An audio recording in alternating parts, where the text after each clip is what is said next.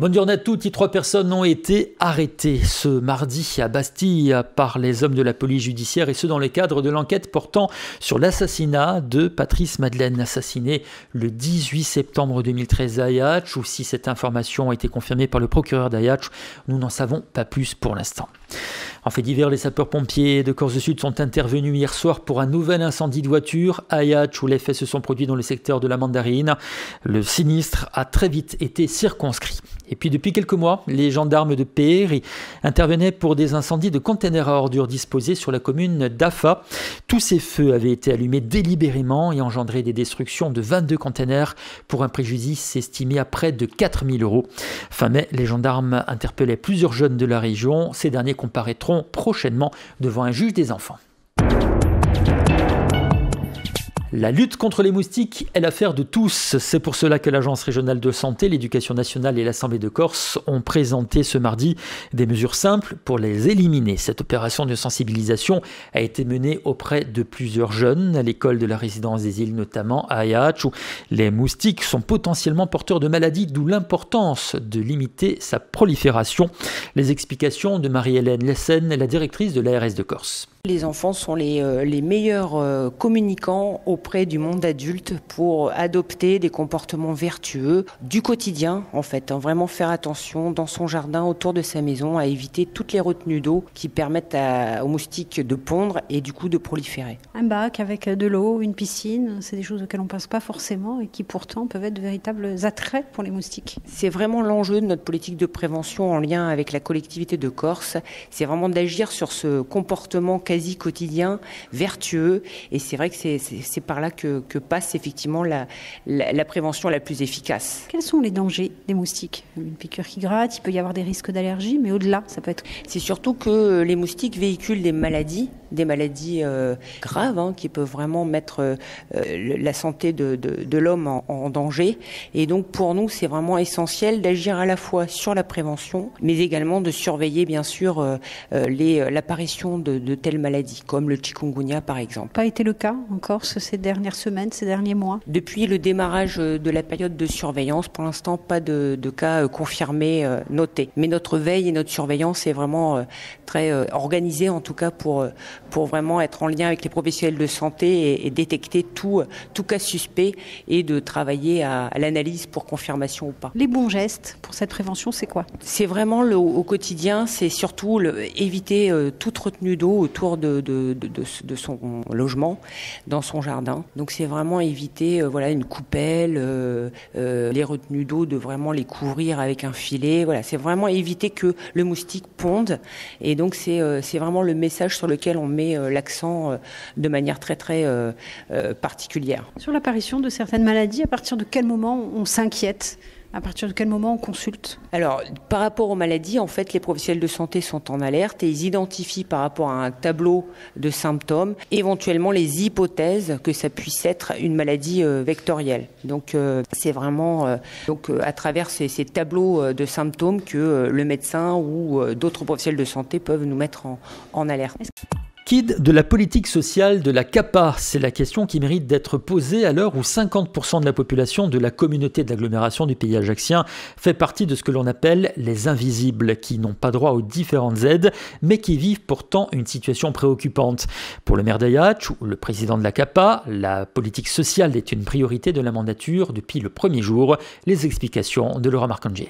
Nous avions en 2014 établi un diagnostic du territoire. Nous avions en ce sens formulé un certain nombre de propositions. Nous avions d'ailleurs fait une conférence de presse spécialement dédiée lorsque nous étions candidats à la fin de l'année 2013 en expliquant que nous avions un véritable projet de développement social sur le territoire de la commune puis plus largement de l'intercommunalité puisque nous savions que nous allions nous orienter sur une politique sociale intercommunale. Donc depuis 5 ans avec Caroline Cortitiat qui est déléguée à ces politiques en tant qu'adjointe et qui préside le Centre intercommunal d'action sociale, nous avons de nombreuses réalisations à notre actif. Nous l'avons par rapport aux personnes qui rencontrent des difficultés. Je rappelle quand même qu'aujourd'hui sur le territoire intercommunal, c'est 50% de la population et des foyers qui sont des invisibles sociaux, c'est-à-dire des gens qui ne gagnent pas assez pour être considérés comme pauvres, qui ne sont pas pris en compte par certains dispositifs, mais qui néanmoins n'arrivent pas, par exemple, à aller au cinéma ou à amener leurs enfants au restaurant parce qu'ils n'ont pas les moyens de le faire alors qu'ils travaillent. Après, il y a 20% à peu près de la population qui est complètement décrochée, qui est donc dans une précarité, une pauvreté qui peut être particulièrement puissante et qui par contre les met à l'écart de tout. Ils sont pris en compte, ils sont suivis. Néanmoins, nous avons aujourd'hui un certain nombre d'actions qui sont sur le ressort du CAS pour leur venir en aide, des portages de repas à domicile, des aides au déplacement avec la possibilité pour des personnes âgées qui n'ont pas de véhicule d'être amenées d'un endroit à l'autre. Donc il y a un certain nombre de sujets. Puis il y en a d'autres, évidemment. Nous prenons aussi en compte la problématique de la jeunesse et la problématique des personnes qui ont des difficultés et qui sont entre les deux âges. Donc c'est un projet important et nous considérons aujourd'hui, eu égard à l'évolution démographique et sociologique du territoire, qu'il va falloir encore aller plus loin. Pour cela, il faut que la collectivité de Corse, qui a récupéré cette compétence aussi, joue le jeu.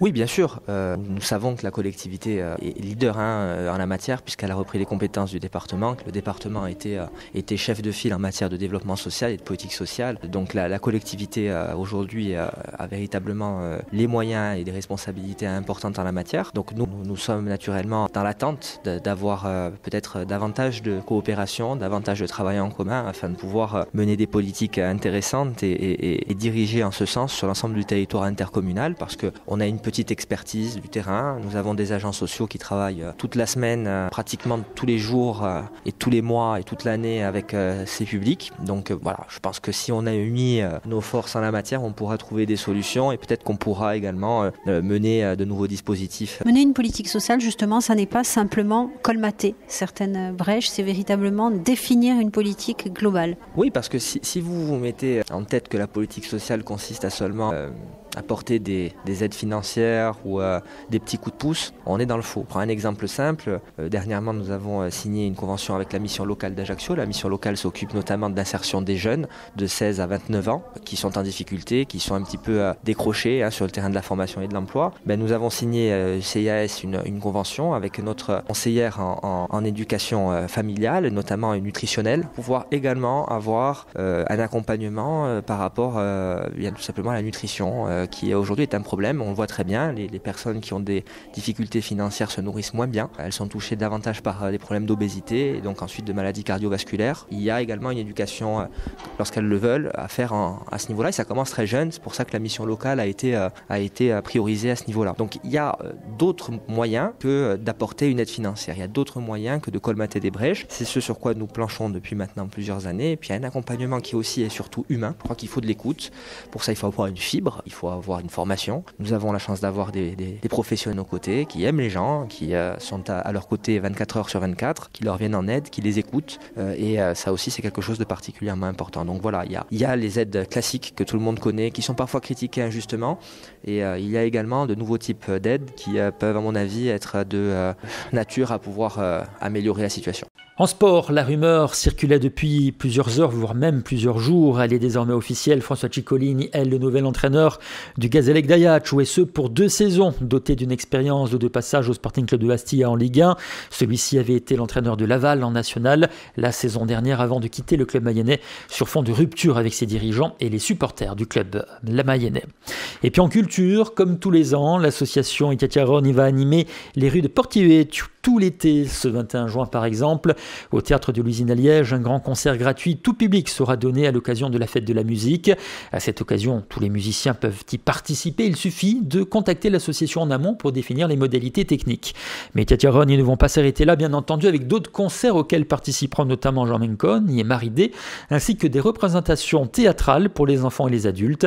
Les dates de ces festivités et spectacles seront annoncées tout l'été sur les ondes d'Alta Frequenza.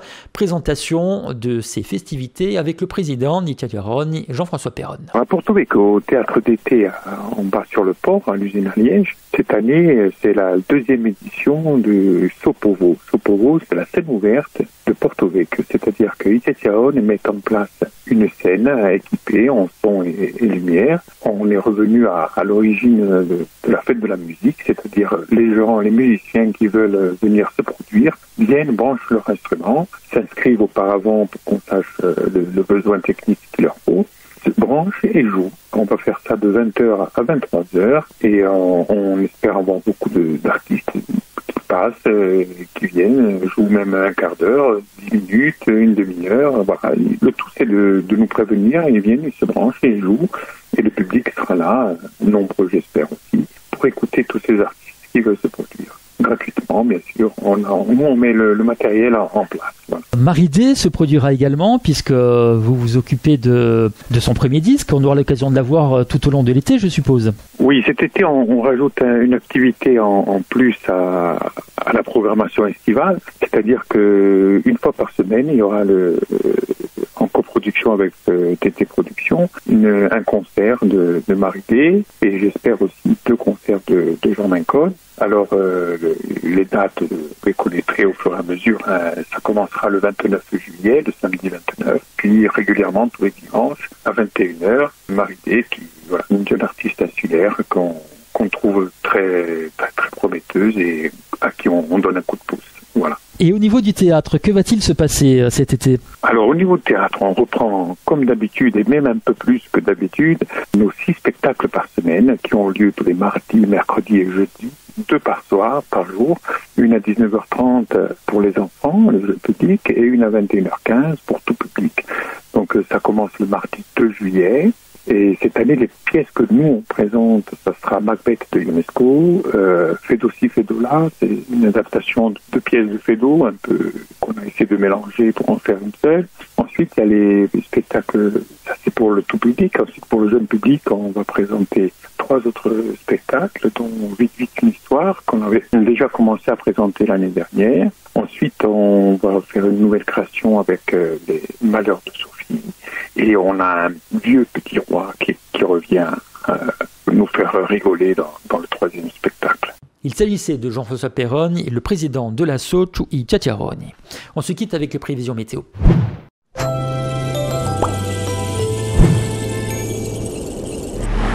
Nous sommes aujourd'hui le mercredi 19 juin 2019 et à 2 jours de l'été, on peut dire que c'est l'été puisque le temps est chaud, sec et bien ensoleillé sur l'ensemble de la Corse. En dehors de quelques cumuls inoffensifs qui se développeront sur le relief l'après-midi, le soleil brillera largement toute la journée avec un petit vent d'ouest qui soufflera sur la façade occidentale de l'île. Ailleurs, ce sont les brises qui s'imposent. La mer est belle et les températures sont estivales. C'est le moins que l'on puisse dire avec 31 degrés aujourd'hui pour Portivieju, 30 pour Calvi-l'Isola, Corti, 29 pour Prupia, 28 pour Ajaccio, Bastia et 26, ce sera le minimum pour Bunivadio. C'est la fin de ce journal sur Radio Alter Frequenza. Je vous retrouve tout à l'heure à 10h30 pour le flash. Passez une excellente matinée sur Alter Frequenza.